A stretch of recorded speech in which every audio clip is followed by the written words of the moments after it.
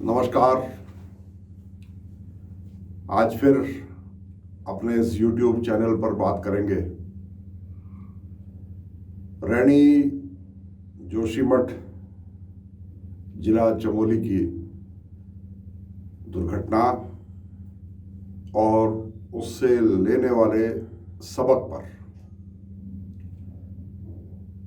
जब ये बात जहन में आती है कि रैनी गांव उन्हीं गौरा देवी का है जिन्होंने एक साधारण गृहिणी होते हुए पूरी दुनिया को एक संदेश दिया था और जिनके नेतृत्व में सबसे पहले गांव की चंद महिलाओं ने एक दूसरे के हाथ पकड़कर पेड़ों की तरफ घेरा बनाया था और जब ठेकेदार पेड़ काटने लगे तो वो पेड़ों से चिपक गई और उनके इसी संदेश को चिपको आंदोलन कहा गया। सुंदरलाल बहुगुणा जी ने भी इस पर बहुत काम किया, बहुत इसका प्रचार किया, क्योंकि उनके पास इंटरनेशनल मीडिया था, उनके पास टाइपराइटर था, वो हिंदी अंग्रेजी दोनों में बोलना जानते थे और उनके पास इन विचारों को दुनिया तक पहुंचाने के लिए शब्द थे। इसलिए सुंदरलाल बहुगुणा जी का भी इतना ही इसमें मैं तो है, चंडी प्रसाद भट्ट जी भी जुड़े, बहुत लोगों ने इस बात को उठाया और एक आम चेतना हमारे समाज में सरकारों के साथ, सामाजिक संस्थाओं के बीच, ठेकेदारों के बीच एक ये चेतना पहुंची कि पेड़ नहीं काटने। पेड़ ना काटने के पीछे एक सीधा सा लॉजिक था कि पेड़ कटेंगे तो वहाँ की जमीन जो उसकी पेड़ों की जड़ें उस जमीन को पकड़ के रखती हैं, उन जमीनों का क्षरण होगा, उन जमीनों को उनकी जो जड़ों का जाल होता है वो जो मिट्टी को पकड़ के रखती है, एक सबसे पहले वो ढीला पड़ जाएगा, वो पानी के साथ बहेगा, हमको जो प्राणवायु मिलती है वो नहीं मिलेगी। जरा से उस लालच के पीछे जो हम लकड़ी उससे मिलती है और उससे असली लाभ तो ठेकेदार उठा के ले जाते हैं। वो सिस्टम ऐसा बना हुआ है कि उसमें सरकारों को भी बहुत कम पैसा मिलता है और जो पैसा मिलता भी है उसके बदले नुकसान बहुत ज्यादा होता है। तो यहां मैं ये कहूं कि पूरे विश्व को अगर किसी ने ये संदेश भेजा कि पेड़ों को मत काटिए, चिपको आंदोलन, तो वो था गौरा देवी का गांव रैनी। आज रैनी पर चर्चा करना इसलिए प्रासंगिक है कि आज वही इतनी बड़ी आपदा का केंद्र बना हुआ है जिसमें न मालूम कितने मजदूर, कितने इंजीनियर, कितने स्थानीय लोग, वो डोजर के चालक, जेसीबी के चालक, गाड़ियों के, छोटी गाड़ियों के चालक, न जाने कितने स्थानीय और पूरे हिंदुस्तान के कितने ही राज्यों के लोग आज वहाँ लापता हो गए। 7 फरवरी की ये घटना है।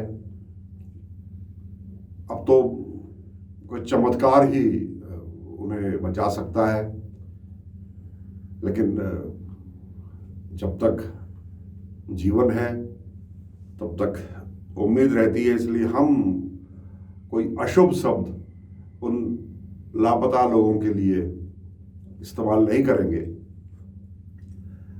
आज प्रश्न यह है कि उस गौरा देवी के गांव रैनी को, जिसने पूरी दुनिया को संदेश दिया कि पर्यावरण इंसान के लिए बहुत जरूरी है, पर्यावरण का संरक्षण, कंजर्वेशन। पर्यावरण तो प्रकृति ने बनाया, हमारी औकात नहीं है। इंसान परसों रात मंगल ग्रह पर फिर एक हमने रोवर उतार दिया मगर हमारी औकात नहीं है कि हम पर्यावरण बना सकें। हाँ, उस पर्यावरण को नुकसान ना पहुंचाएं, बस इतना सा काम हम कर सकते हैं। तो उस गांव को, गौरा देवी के उस गांव रैणी को ये रिटर्न गिफ्ट देनी थी हमने, वो भी उस आंदोलन के, चिपको आंदोलन के 50वें साल में। ये सोचकर बड़ी बेचैनी होती है कि कहाँ कहाँ पहुंच गए हम, कहाँ पहुंच गए हम। कभी पेड़ काटने के नाम पर, कभी देखते हुए जानते हुए उस 35 डिग्री के ढाल पर, जिसमें बर्फ रहती है और जहां से कभी भी बर्फ स्लाइड करके बहुत बड़ी स्पीड के साथ नीचे आ सकती है, हम वहां क्यों परियोजनाएं बनाने लगे? ये बड़ी हैरानी की बात है। अभी पिछले दिनों में प्रोफेसर महाराज कृष्ण पंडित से बात कर रहा था। उन्होंने एक बड़ी महत्वपूर्ण बात बताई कि ऋषि गंगा ऊपर से जब नंदा देवी के पहाड़ से जोशीमठ के पास नीचे आती है, रैणी गांव के पास, तो वो बहती नहीं है, वो गिरती है। वहां ढाल इतना ज्यादा है कि वो गिरती है।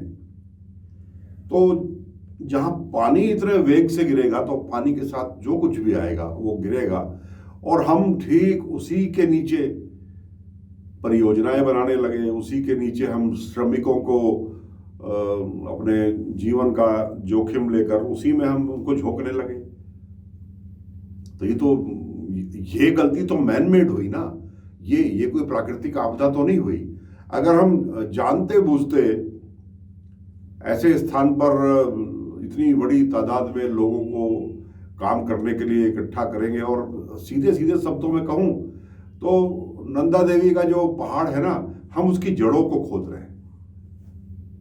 हम उसकी जड़ों की खुदाई में इंसान, उसके साथ मशीनें और उन मशीनों को चलाने वाले ऑपरेटर्स, इन सब की जान हमने जोखिम में डाली।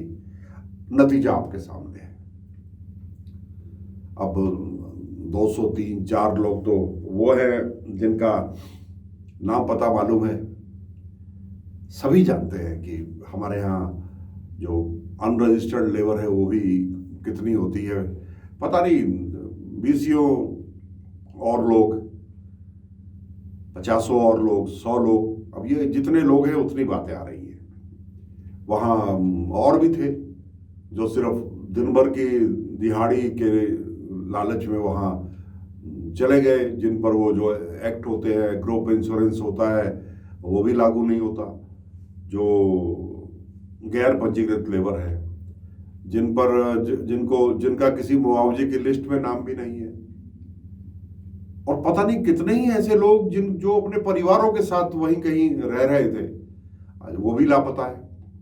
लापता लोगों की सूची अभी तक बन रही है, लंबी होती चली जा रही है। कोई वहाँ वेल्डिंग का काम कर रहा था, कोई वहाँ पर ढुलाई का काम कर रहा था, और हमने इन सबको आज ख़त्म कर दिया। और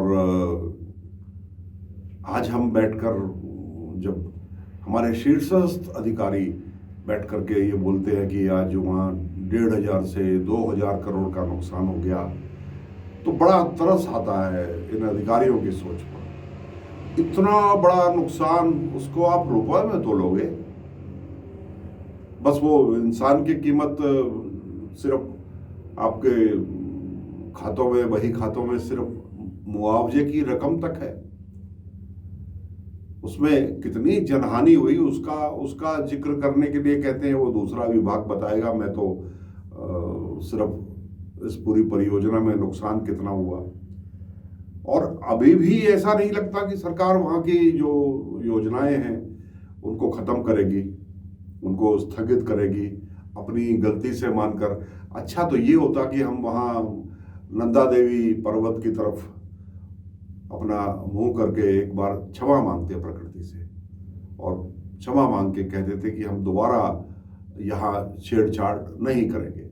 वो महिला जो महिला स्कूल भी नहीं गई, जिसने दुनिया भी ठीक से नहीं देखी, जिस महिला ने कहीं विज्ञान की पढ़ाई भी नहीं करी, रैणी गांव की वो महिलाएं हमारी गौरा देवी के नेतृत्व में आज से 50 साल पहले जानती थी कि अगर इस जगह की छेड़छाड़ करोगे तो महाविनाश होगा। और हम सब कुछ जानते हुए कि ये इस पर्वत से छेड़छाड़ महाविनाश का कारण बनेगी, हम फिर भी, हमारे लालच की कोई सीमा नहीं है। हम हर हाल में बस प्रकृति का दोहन करने में लगे हैं। प्रकृति का दोहन करना हमारा अधिकार है, परंतु ऐसा अंधाधुंध विकास ये अच्छा नहीं है। मैं उम्मीद करता हूं कि हमारा समाज इस जो अभी महाविनाशी कहूंगा मैं तो इसको, जो इस विनाश से, इस आपदा से सबक लेगा और भविष्य में जब भी कोई योजनाएं कहीं बनती है, योजनाओं बनाने के लिए कौन मना करता है? योजनाएं तो बननी चाहिए। योजनाएं बनेंगी, विकास होगा। बिजली हमारी जरूरत है, हमारी नदियों में बिजली पैदा करने की क्षमता है, मगर ये 5,000 6,000 फुट से ऊपर का जो क्षेत्र है ना समुद्र तल से, जो इससे छेड़छाड़ जरा बहुत सोच समझ के ही करो, बहुत सोच समझ के। बस आज इतना सा संदेश, क्योंकि हिमालय है तभी हम हैं। उम्मीद है आप मेरी इस आज के इस वीडियो पर विचार करेंगे और अपने सुझाव भी हमारे को मेरे इस YouTube चैनल में जरूर देंगे। इन्हीं शब्दों के साथ आप सबका बहुत बहुत आभार। नमस्कार।